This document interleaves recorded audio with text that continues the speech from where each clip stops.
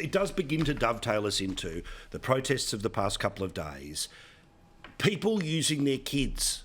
I know that this is meant to be the rhetorical device that says, well, someone think about the children, right, which was Reverend Lovejoy's wife in The Simpsons. Mm-hmm. That, of course, was a joke at the time. It's now become the way that many people try to fight their fights.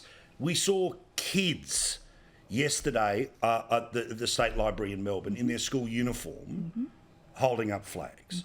We saw kids at the Opera House. The preacher celebrating was born here. Joe, how do we confront this? Where firstly, let's take the kids off the table as a way of trying to emote other people to agree with us. But secondly, as I was talking about before with James, 37% of people, just 37% of the people have pride in the country. Now, I know that pride in the country has been interpreted at different times. I'm not suggesting, it's Southern Cross tattoos for everyone.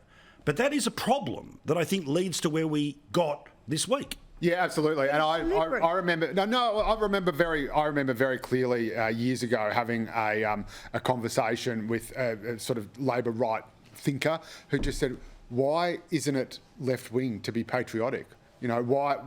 And we are on a unity ticket on that front. I think this actually underscores why."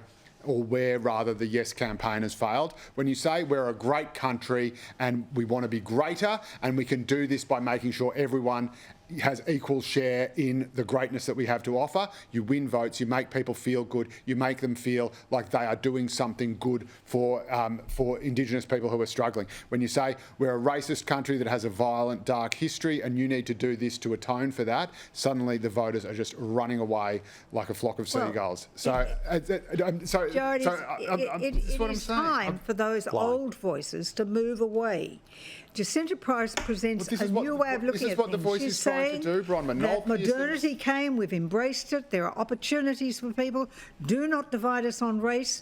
Make sure that you take the opportunities and we make sure that people get the opportunity. And I think that's fantastic, but just everyone else... I let everyone else finish. I'm the only person here saying yes, so just give me a shot. Right, firstly, when you talk about a racial divide or dividing people by race, there is already a racial divide in this country. If you're Indigenous, you live less than 8 years younger than everybody. You die 8 years earlier than everyone else. It is in education, it's in health, it's in employment, it is everywhere, right? So that Aboriginal people. In the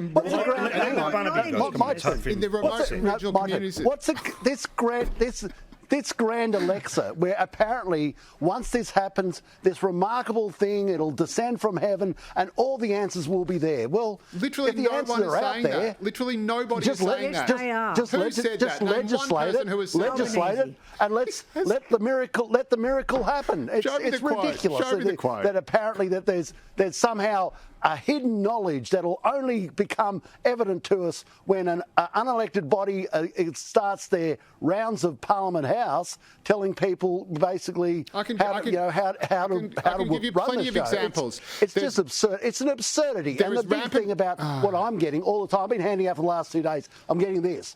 $400 million this is costing us? Yes. $400 million? We're going to pee that up against the wall. There is so much more we could have done with that money. Well, it's only peed up against the wall if it's a no vote. But the point is that... Well, funny thing about democracy, when you let people vote, one of two things might happen. I respect the process. But speaking of democracy, if I could just finish, the reason why these systems have been failing Indigenous people is because you talk about going to the hospital, right? Often they don't like to use the healthcare system, or they're suspicious of the healthcare system, or they're living in remote areas where there is no hospital. Because they think it's run by the white colonial oppressors or whatever. The Voice takes away that excuse. The same with interaction with the cops. The Voice takes away that anxiety. The same with the grog bands. With the grog bands, it was the Annandale argument. It was the